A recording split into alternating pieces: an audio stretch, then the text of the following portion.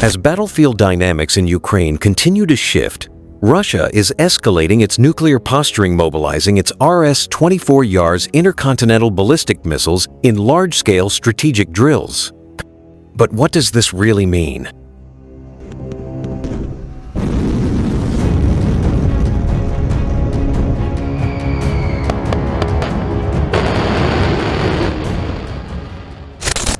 As the war in Ukraine grinds into its third year, a dangerous new dimension is quietly taking shape, one that extends far beyond trenches, artillery, and drone strikes.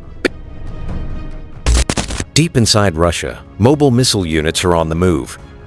Convoys carrying RS-24 Yars intercontinental ballistic missiles are deploying to remote locations, conducting combat readiness drills, rehearsing launch sequences, and activating electronic countermeasures. These are not symbolic gestures, they're strategic signals.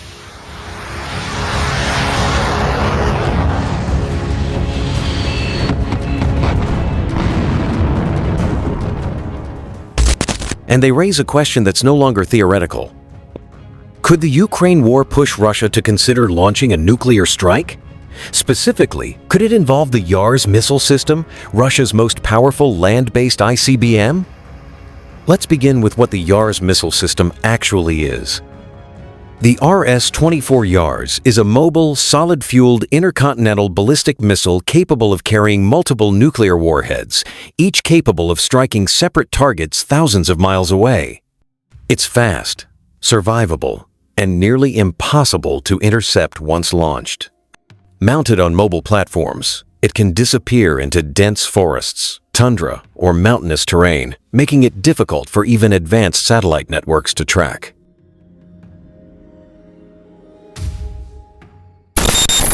Within Russia's nuclear doctrine, Yars is not just a weapon.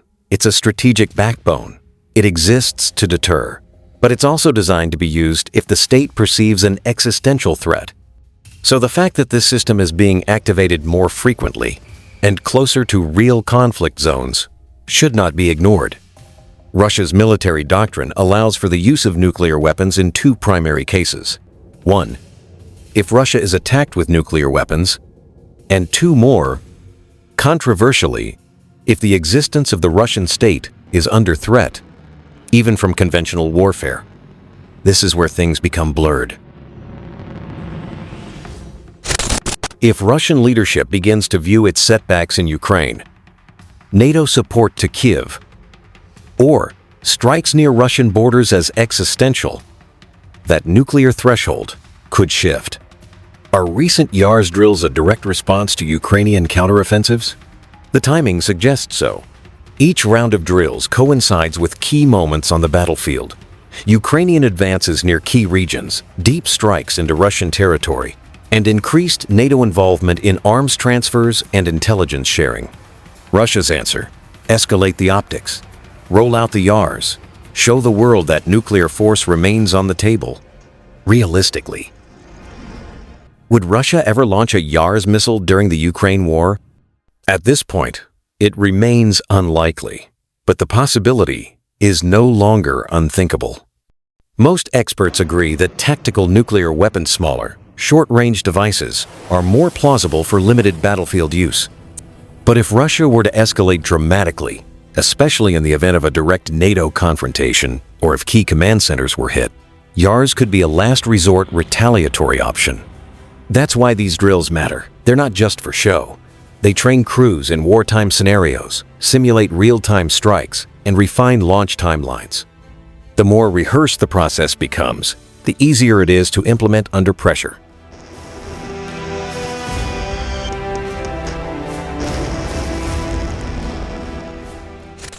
So, how is NATO reacting? With increased surveillance and layered missile defense posturing, satellites are tracking mobile launchers around the clock. Air defense systems, like the US THAAD and Patriot, have been reinforced in Europe.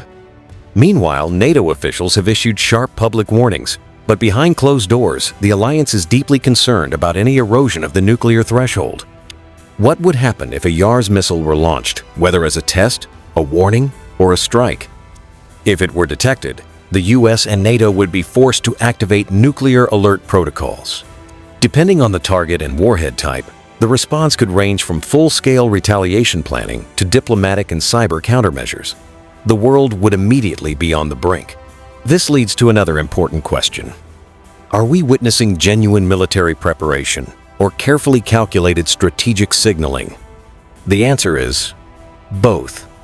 On one hand, these drills allow Russia to keep its nuclear forces sharp and operational, something any nuclear power would do. But the scale, frequency, and location of these exercises are meant to send a political message. They're meant to deter further Western involvement, to remind Ukraine and NATO that Russia still holds cards that conventional powers dare not play. This kind of psychological warfare is just as powerful as the warheads themselves.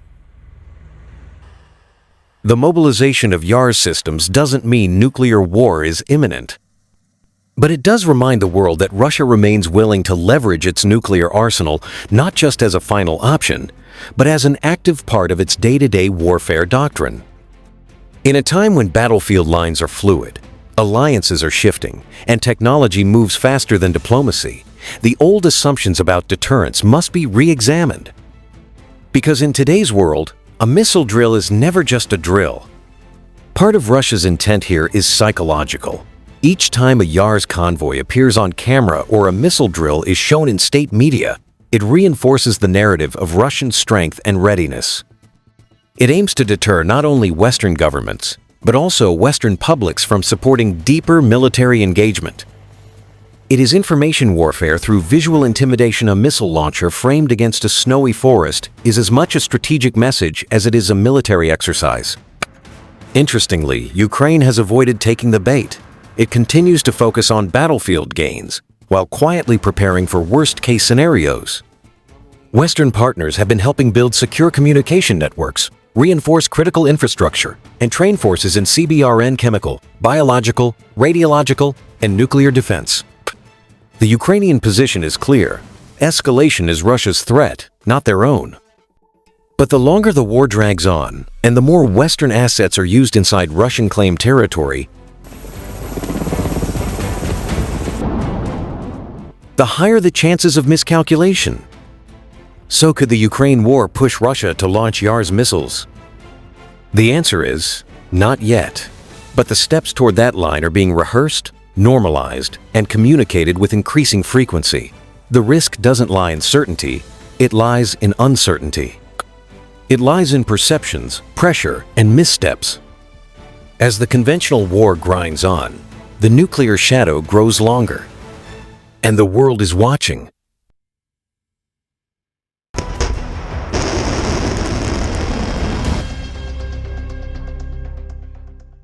Let us know your thoughts in the comments. Are these drills a bluff or a serious preparation for escalation? Disclaimer. This video is intended for informational and educational purposes only. The content presented is based on publicly available sources, expert analysis, and open-source intelligence at the time of production. It does not promote violence, war, or political agendas of any kind. The opinions expressed do not reflect the official stance of any government, military, or institution. Viewers are encouraged to think critically and seek multiple sources when interpreting current events. All footage, maps, and visuals used in this video are either original, used under fair use, or appropriately licensed.